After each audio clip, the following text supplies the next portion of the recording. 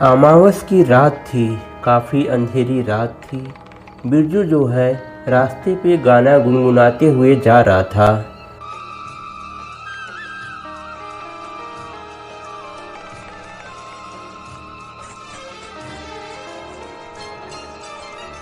और तभी क्या हुआ कि अचानक एक काली सी परछाई उसके सामने आई और उसके शरीर से आर पार हो गई। जैसे ही परछाई आर पार हुई, बिरजू के पूरे शरीर के सैकड़ों टुकड़े हो गए और सड़क पे पूरा खून के छींटे पड़ गए।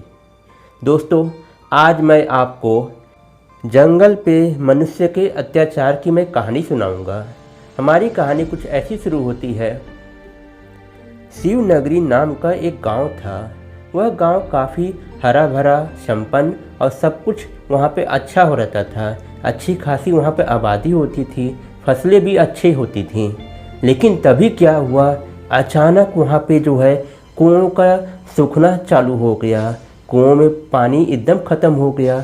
वहाँ पे जो भी पक्षियाँ थे सब उड़ के कहीं और चले गए। कुत्तों का और सियार का रोना चालू हो गया, जिसकी आवाज़ सुन के गाँव के लोग काफ़ी परेशान हो गए और वहाँ की जितनी भी फसलें थीं धीरे धीरे करके सब खराब होने लगी। गांव के लोगों को कुछ नहीं समझ में आ रहा था कि ये महामारी है कि क्या है, कि देवी आपदा है, लेकिन किसी को समझ में नहीं आ रहा था। धीरे धीरे करके गांव के लोग एक दो ठो करके मरना शुरू हो गए। लोगों की परेशानी देख के वहाँ के सरपंच एकदम चुप हो गए और अपने घर के दरवाजे बंद करके बिल्कुल एक जगह में पड़े रहे। गांव के लोगों को यह अच्छा नहीं लगा कि हमारी इतनी बड़ी समस्या आई है और हमारे सरपंच जो हैं कमरे में अपने आप को बंद कर रखे हैं। आखिर में क्या ये माजरा है। और तभी क्या होता है, रात में गांव की चौपाल में एक औरत जो है एक परछाई के रूप में नाचना शुरू करती है। गांव का तो पहले से ही बुरा हाल था, किसी को नहीं समझ में आ रहा था। लेकिन जब चौपाल पे वह परछाई नाचने लगी, गांव के सारे लोग थर थर काँपने लगे कि हमारे गांव में ये कैसी पिशाच आ गया है, कौन भूत है जो ऐसा नाच रहा है। और उसके बाद लोगों को एकदम शांत हो गए और अपने घर में बंद होके विचार करने लगे कि इस समस्या से हम लोग कैसे बाहर आ सकते हैं। गांव के अगले दिन जब सुबह होती है, सब लोग इकट्ठा होते हैं और विचार करते हैं।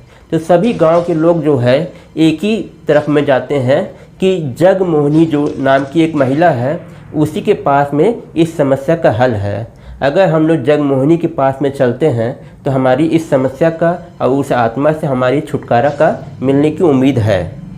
क्योंकि जगमोहिनी जो है आत्माओं से बात करना, उन्हें शांत करना और उन्हें दूर भगाने का प्रक्रिया को जानती थी। वह एक तांत्रिक थी। गांव के लोग जब जगमोहिनी के पास में गए और कहें, जगमोहिनी जी, हम लोग के ऊपर बहुत आपदा आ चुकी है। और उसके बाद गांव के लोग जो है जगमोहिनी को जैसे ही देखते हैं उसके पैरों पे गिर पड़ते हैं और सारी अपनी बात कह सुनाते हैं कि चौपाल में कैसे आत्मा नाचती है और कैसे कुएं फसल सब खराब हो रही हैं। जगमोहिनी अब मन में विचार करके आँखों से ध्यान करती है तो उसके बाद उसका पूरा शरीर पसीने से पूरा भर जाता है। वह एकदम घबराने लगती है और जैसे आँख खुलती है और कहती है, बहुत बुरा हुआ, बहुत बुरा हुआ। वह किसी तरीके से शांत नहीं हो सकती है। गांव के लोग और घबराने लगे कि बताइए, जब जगमोहिनी जैसी महिला जो है घबरा रही है तो हम लोग तो आम नागरिक हैं, हम लोग गांव के लोग कैसे उससे निपट पाएंगे। तब उसके बाद जगमोहिनी कही कि मैं कुछ नहीं कर सकती हूँ, तुम लोग यहाँ से चले जाओ, तुम लोग की इस समस्या का कोई समाधान नहीं है, तुम लोग जाओ। लेकिन गांव के लोग कहें, नहीं, आप हमारी समस्या का समाधान करिए, आपको भगवान की सौगंध, आप हमारी समस्या का समाधान ज़रूर करिए। अगर आप नहीं करेंगे तो हम लोग को मरना तो ऐसे भी है और वैसे भी है, तो हम लोग आपके घर के सामने ही मर जाएंगे। यह बात सुन के जगमोहिनी काफ़ी करुणामय हो गई और कही, ठीक है, मैं तुम्हारी इस समस्या का समाधान करने तुम्हारे गांव ज़रूर आऊँगी, लेकिन मेरी एक शर्त है, मैं जैसा कहूँगी वैसा ही तुम लोग को करना होगा। और मेरे बिना कुछ कहे कोई अगर काम करता है तो उसकी जिम्मेदार मैं नहीं रहूँगी, इसके जिम्मेदार तुम गांव वाले रहोगे। गांव वाले जगमोहिनी की सारी शर्तों को मान जाते हैं और उसके बाद आते हैं। जगमोहिनी जब रात में चौपाल में वह परछाई नाचने लगती है तो उसके बाद जगमोहिनी उसे देख के काफ़ी डरने लगती है और कहती है गांव के लोग जल्दी से अपने अपने घर में भाग जाओ, नहीं तो कोई नहीं बचेगा। और उसके बाद सारे गांव के लोग जो है अपने घरों में जाके दरवाज़ा बंद कर देते हैं। अगली सुबह जो है सब लोग गांव में फिर से चौपाल पे इकट्ठा होते हैं और उसके बाद जगमोहिनी कहती हैं कि यहाँ से दूर एक जंगल है, उस जंगल में माता दुर्गा का भव्य मंदिर है। उस मंदिर में हम सब लोग इकट्ठा होंगे और अमावस्या के दिन हम लोग इकट्ठा होंगे और आपके गांव के सरपंच बृजभूषण को लाना मत भूलिएगा, क्योंकि बिना उनके आए इस समस्या का हल नहीं होगा।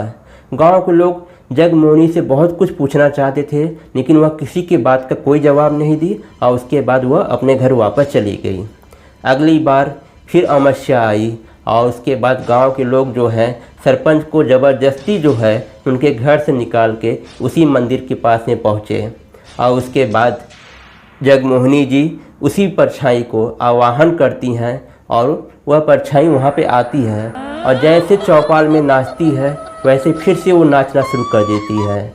गांव के लोग यह देख के बहुत डर जाते हैं कि हम लोग कहाँ भागे, किसी को कुछ भी नहीं समझ में आ रहा था। तो जगमोहिनी हाथ उठा के कहीं कोई कुछ ना करे, ये किसी को नुकसान नहीं पहुँचाएगी, ये यहाँ पे सिर्फ नाच रही है, हम लोग की बात सुन रही है, लेकिन अगर आप लोग अफरा तफरी करेंगे तो ज़रूर किसी की जान जा सकती है। और उसके बाद जगमोहिनी जी कहती हैं बताओ बृजभूषण, अपनी सारी कहानी तुम बताओ। तो बृजभूषण कहे मैं नहीं कुछ बता सकता हूँ, अगर मैंने बताया तो मुझे जो है गांव के लोग मार डालेंगे।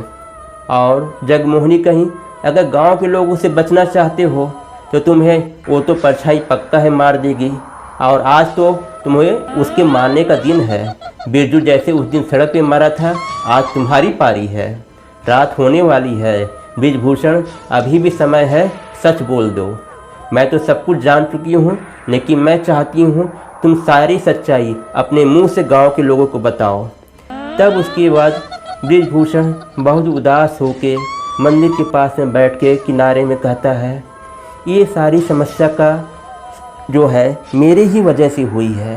हम 4 दोस्त लोग थे, हम लोग जो है अमीर होना चाहते थे, बहुत जल्दी अमीर होना चाहते थे। बिरजू हमें जो है तरह तरह के तरीके बताता था।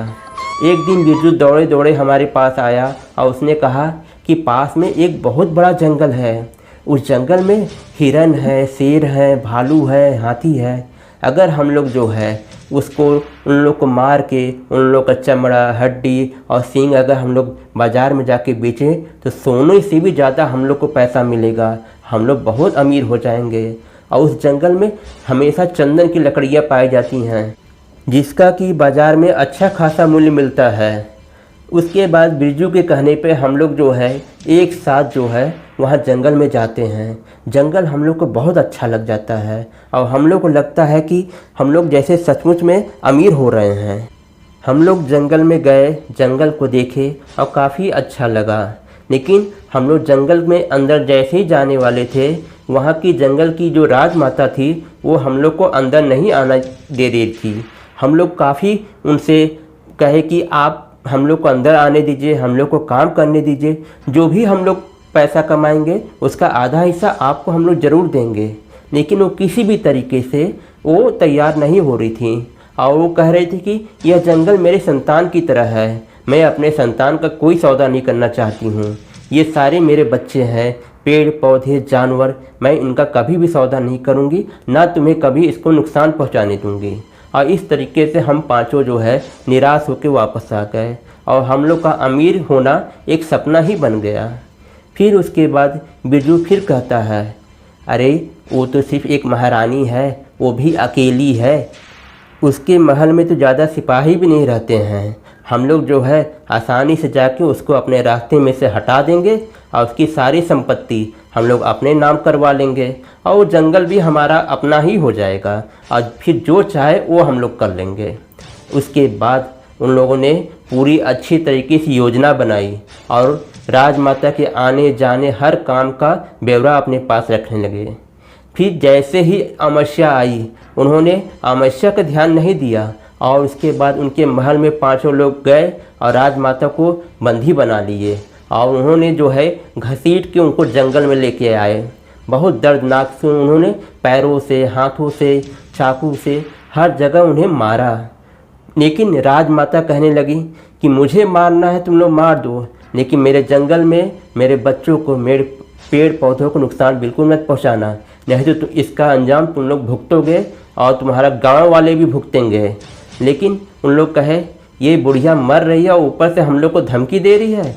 उसके बाद जो है ब्रिजभूषण ने एक बड़ी सी तलवार ली और उसके पेट के आर पार कर दी, जिसकी वजह से राजमाता मारी गई। यह देखते ही जंगल की सारे पक्षियाँ उड़ने लगे, जंगल में तरह तरह की आवाज़ें आने लगीं।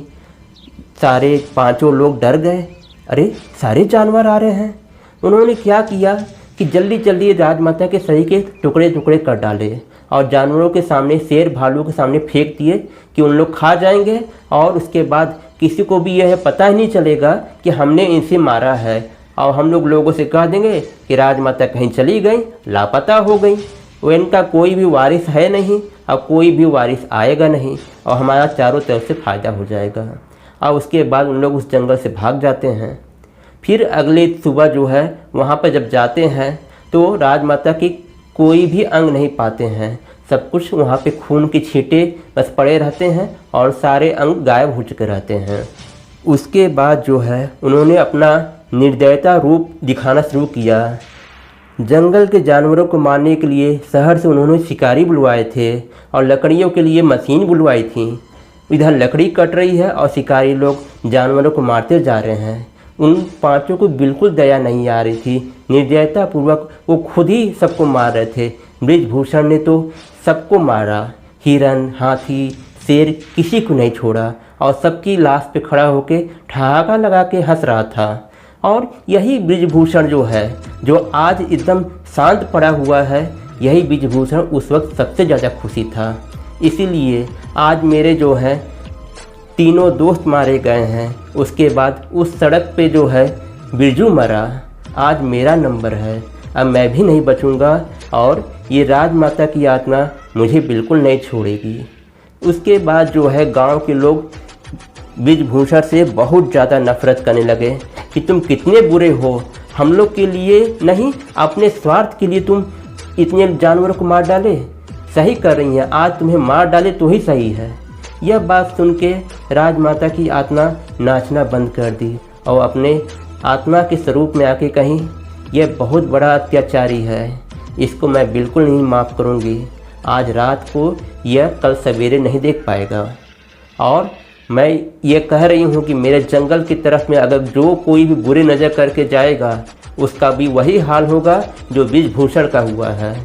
तब गांव के लोग, सभी लोग कहें कि ठीक है, मैं जो है हम लोग जो है आपके जंगल की तरफ में बिल्कुल नहीं जाएंगे, अब जंगल की हम लोग पूजा करेंगे। तब उसके बाद जो है राजमाता बताती हैं, इसके 3 साथियों के मैंने पूरे गांव को साफ कर दिया, किसी को नहीं छोड़ा, सबको मार डाला। अब तुम्हारे गांव की पारी थी और इन सबको ले आने वाला बिरजू था।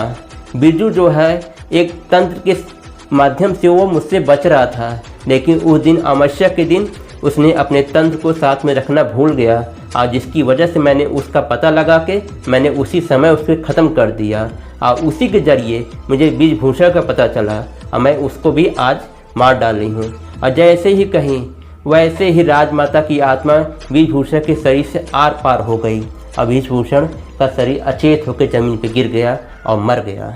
इस तरीके से उन 5 हत्यारों का अंत हुआ और गांव के लोग जो है खुशी खुशी रहने लगे और गांव के लोग और जंगल के जानवर ऐसे घुल मिल गए जैसे एक ही परिवार में रहते हों और कभी भी उस गांव पे कभी कोई भी आपदा नहीं आई और सब कुछ सकुशल मंगल चलता रहा। इस तरीके से तो यह कहानी यहीं पे समाप्त हो जाती है।